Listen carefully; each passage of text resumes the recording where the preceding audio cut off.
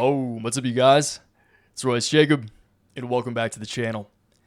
In this video, I want to share the one secret that I believe has allowed me to make all of the greatest trades over the course of my decade-long career.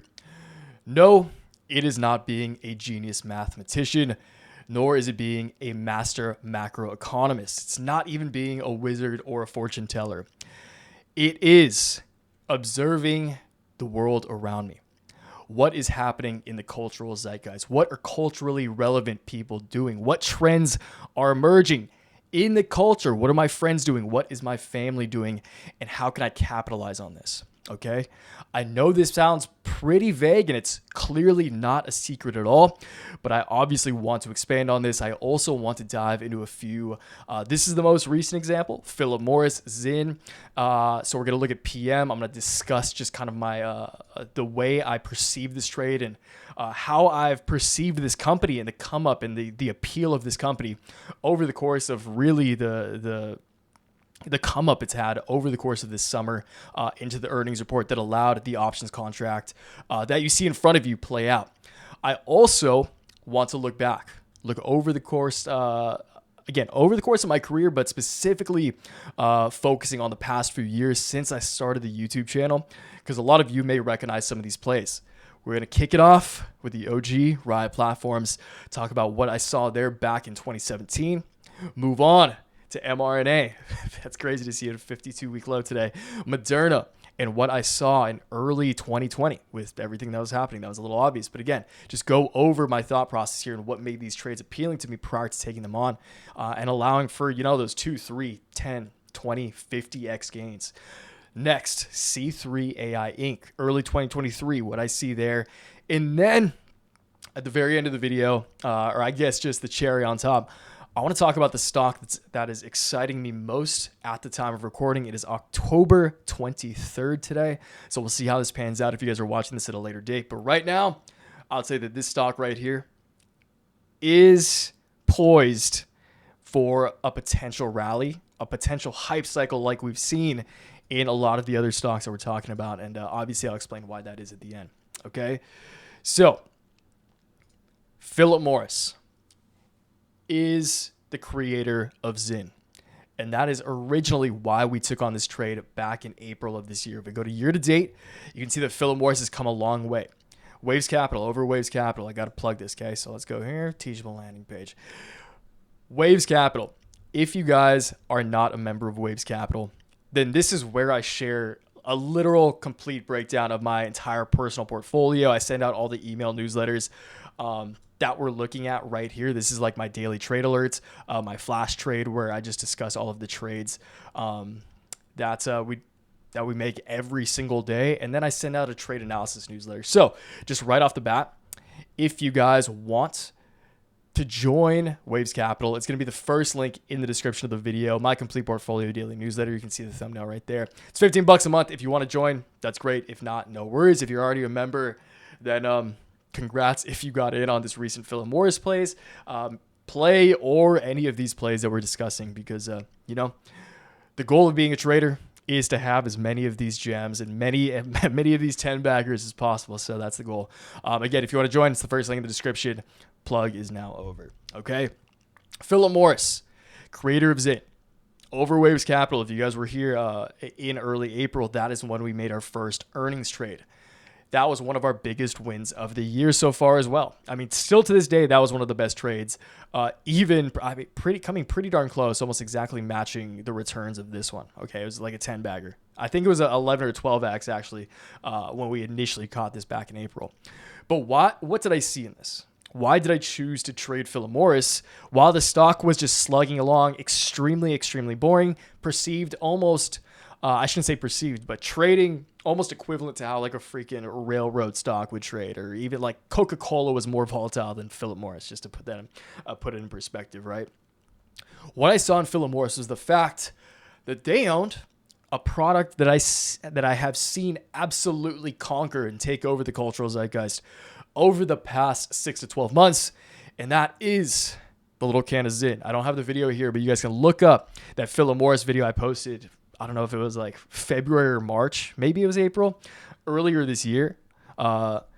talking about Zin, talking about why this was such a good trade because of Zin, about how this legacy stock that pays a great dividend, by the way, and is trading at a very low, I mean, the PE ratio is definitely going to be higher now, but it's trading at like a freaking 15 PE ratio. It's still like historically low at like at low 20s.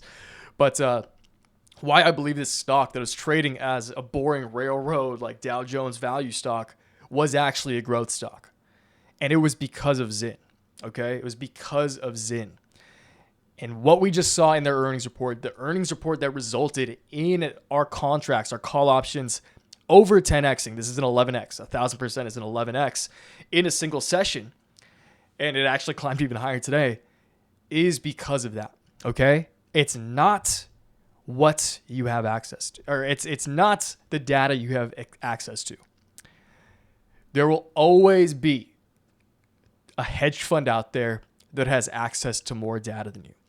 It's a fool's errand to try to play a hedge fund. It's even more of a fool's errand to try to play a quantitative fund. If you're going to try to out-technical a quantitative fund, it's foolish of you, okay? You're never going to beat the quants. You're never going to beat these multi-million-dollar algorithms that they have, that they built out themselves that are proprietary to them.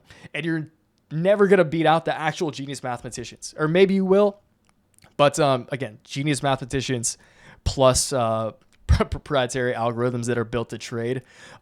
It's tough to beat them on trading. That's why I'm not a day trader. I'll never be a day trader. I went through that phase many years ago. Figured out quickly it was not for me. I'm a swing trader. I trade anywhere from 1 to 2 weeks to 3 to 4 months. That's pretty much my general range of swing trading. But all of these great trades were derived from a thesis like this.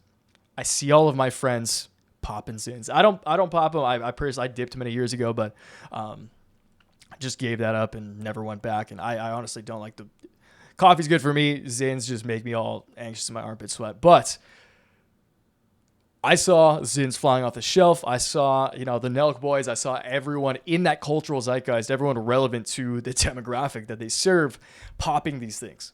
And in my mind, that was a very easy trade, especially considering Philip Morris was an undervalued stock. So that thesis, again, it's not just that something is popping off in the cultural zeitgeist. Obviously, the valuation of the stock has a lot to do with this as well. And that kind of comes into play with Palantir at the very end here. But Philip Morris, Zin, allowed what I saw as a boring old legacy stock to be a hyper-growth stock, and that's what led to this trade. Riot Platforms. Many of you know, I started trading Riot back in 2017. 2017 is when I really got, like early 2017. Late 2016 is when Bitcoin first popped on my radar. I bought my first pieces of a Bitcoin. It definitely wasn't Bitcoins at that time. I bought my first bits of a BTC. I bought a lot of, not a lot of Ether at the time. I think I bought like 50 Ether for like 36 bucks each. That's clearly did very well over the years.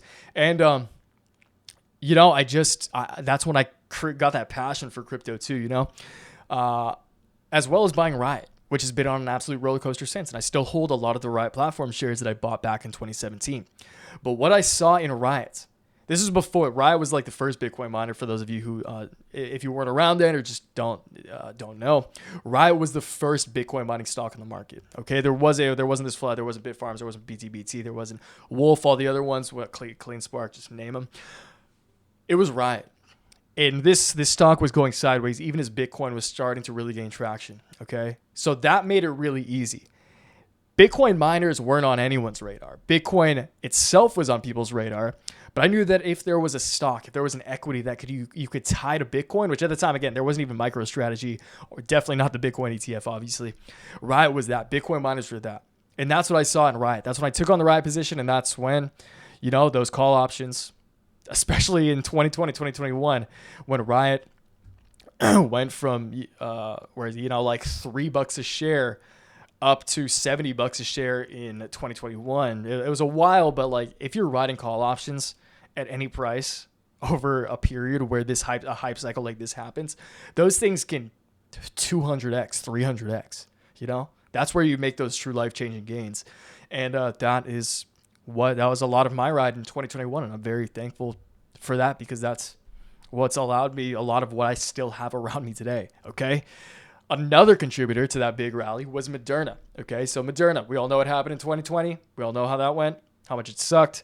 But Moderna was one of the players in creating a potential vaccine. That was very, very speculative, but that speculation, that speculative aspect was also what made this a very good trade. This seemed appealing to me. It seemed like they were making a lot of tangible progress the more I followed the stock, and I took on a massive position, a relatively massive position for myself as an individual trader.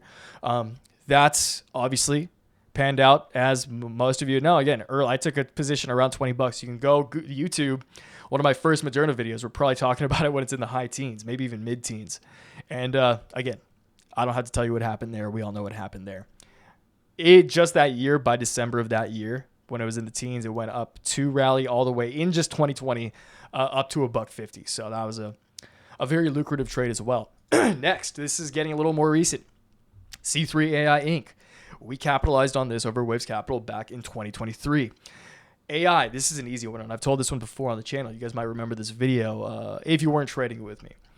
AI, the reason I chose to trade C3 AI Inc. in early 2023 was, one, primarily because they have the ticker symbol AI. If AI does catch traction in the markets at all, which obviously we know how that's played out to date, then the stock with the ticker symbol AI is going to flourish right off the bat, at least when that hype initially hits. And that's exactly what happened. Why did I think the AI hype was going to hit? In November, December of that year, that's when Midjourney popped onto everyone's radar. That's when the words ChatGPT were kind of first floating in the ether of the venture capital world and the Silicon Valley world. And that's a big thing too. You guys are like an example of like Render Token. What first turned me on to Render was the All In podcast many years ago. And it's important to look at what are the rich people doing? What are they talking about? Because they're the ones with the capital to allocate. And if you get in early, if you hear what they're talking about, if you hear what the most successful venture capitalists in the world are talking about, that's typically a good direction to go, especially if the asset that they're talking about hasn't gained any traction yet. So Render Token, Chamath mentioned that. Some of you guys remember that. That's a good example of that. C3 AI, again, November, December of that year, January is when I invested in C3 AI. November, December, we saw Midjourney, ChatGPT, that one, I can't even remember the name of that stupid Instagram app where people are making all these like just AI generated selfies of themselves and posting it as a slide on Instagram. It's stuff like that. That's the perfect example in my mind of what you want to see before the hype. Like that's what you want to see. And then even more so what you want to see is the stocks that you think could benefit from this trend going sideways. That means that you're before the money. And you will never, as I said earlier, as I alluded to, you'll never have the advantage. You will never have the edge against a hedge fund who has access to all of this fundamental data, or a quant fund that has multi-million-dollar algos and they're paying multi-million-dollar salaries to these genius mathematicians. This is the edge you have. This is the X factor. Is the unknown. Is your ability to look around you and make these speculative plays. Because again, at the end of the day, this is all very speculative. But if you really believe in a trend, if you really, again, you see your friends popping Zins, and if the owner of Zin, Philip Morris, is going sideways, then that's when you try to capitalize, especially prior to an earnings report if you have conviction in what you're talking about. Okay, so that comes to right now, Palantir. This stock, considering the market's absolutely tanked today. Again, if you're watching this later, it won't really make sense, but market's absolutely tanked today.